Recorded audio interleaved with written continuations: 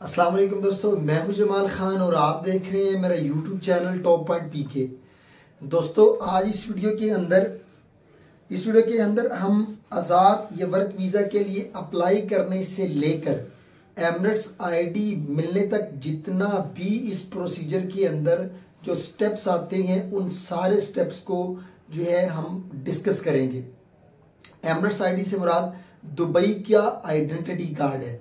तो दोस्तों जब पहले नंबर पर दोस्तों जब आप अप्लाई करते हैं अपनी कंट्री में बैठे हुए वर्क वीज़ा या आज़ाद वीज़ा के लिए, तो जैसे ही आप अप्लाई करते हैं तो वो कंपनी जिसके थ्रू आपने जाना होता है या आना होता है दुबई, तो वो कंपनी आपको सॉफ्ट फॉर्म के अंदर एक एग्रीमेंट सेंड करती है।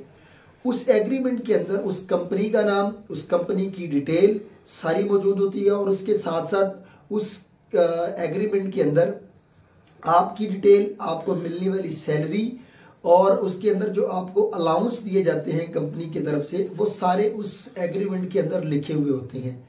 सबसे पहले आप क्या करते हैं, उस सॉफ्ट फॉर्म कॉपी को आप जो है ना हार्ड फॉर्म में निकाल लेते हैं और उसको सारे को आप जो है वो स्टडी करते हैं और स्टडी करने के बाद आप उसके ऊपर साइन कर देते हैं। जब आप उसके ऊपर साइन करते हैं, साइन करने के बाद आप उसको दोबारा स्कैन करके दुबई उस कंपनी को भेज देते हैं।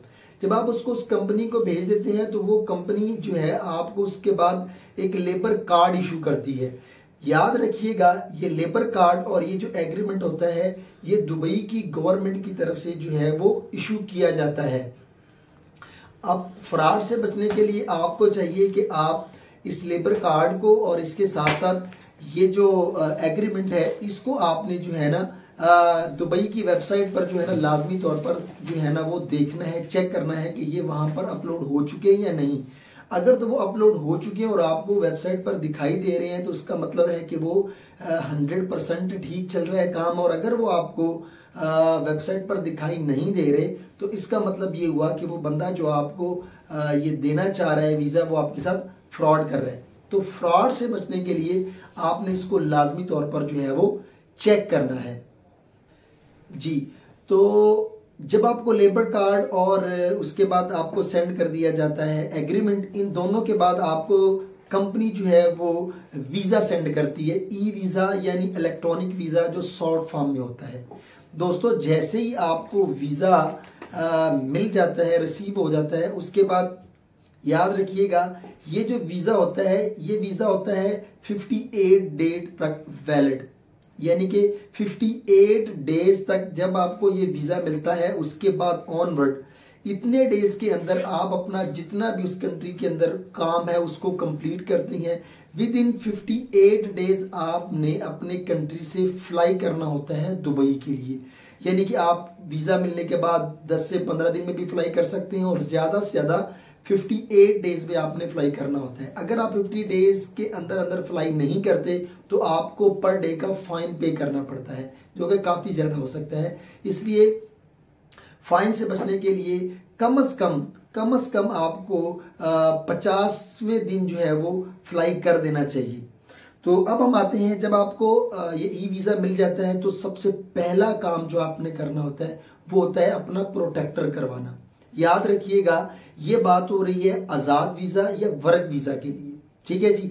तो आप अपना क्या करवाते हैं, प्रोटेक्टर करवाते हैं। प्रोटेक्टर किस तरह किया जाता है, प्रोटेक्टर होता क्या है, इसके लिए मेरे चैनल पर ऑलरेडी एक वीडियो मौजूद है, आप उसको देख सकते हैं और उसके थ्रू जो है ना आप अपना इजीली प्रोटेक्टर करवा सकते हैं। तो दोस्तों जैसे ही आपने अपना प्रोटेक्टर करवा लिया उसके बाद आप जो है ना दुबई के लिए फ्लाई कर जाते हैं। जैसे ही दोस्तों आप दुबई पहुंचेंगे तो दुबई आने के बाद आपका जो है ना वो वीज़ा स्टेटस चेंज हो जाएगा। अब दुबई में आने के बाद आप क्या करते हैं, सबसे पहले आप अप्लाई करते हैं मेडिकल के लिए। आपने अपना मेडिकल करवाना होता है। मेडिकल के अंदर आपके कुछ ब्लड टेस्ट किए जाते हैं और उसके साथ साथ आपका जो है ना वो टीबी के लिए आपका जो है ना छाती का एक्सरे किया जाता है। और मेडिकल का रिजल्ट आने में कम से कम 3 से 7 दिन लग जाते हैं। जैसे ही आपको आपके मेडिकल का रिजल्ट मिल जाएगा कि आप फिट हैं, उसके बाद जो नेक्स्ट प्रोसीजर है या नेक्स्ट स्टेप है वो होता है आपके फिंगरप्रिंट्स का, यानी कि आपने अपना फिंगरप्रिंट करवाना होता है। याद रखिए दोस्तों कि मेडिकल के बाद आपको जो फिंगरप्रिंट की डेट मिलती है वो 15 से 30 दिन के अंदर अंदर हो सकती है। तो इसके बाद आप क्या करते हैं, मेडिकल के बाद आप अपना फिंगरप्रिंट करते हैं। फिंगरप्रिंट होने के बाद जो है ना आपको 15 से 30 दिन के अंदर अंदर आपकी एमिरेट्स आईडी दे दी जाती है, यानी कि दुबई की आइडेंटिटी कार्ड आपके हवाले कर दिया जाता है। तो ये एक पूरा प्रोसीजर था, इसके अंदर कौन कौन से स्टेप थे वो मैंने आपको बता दिए हैं। आई होप कि आपको इसकी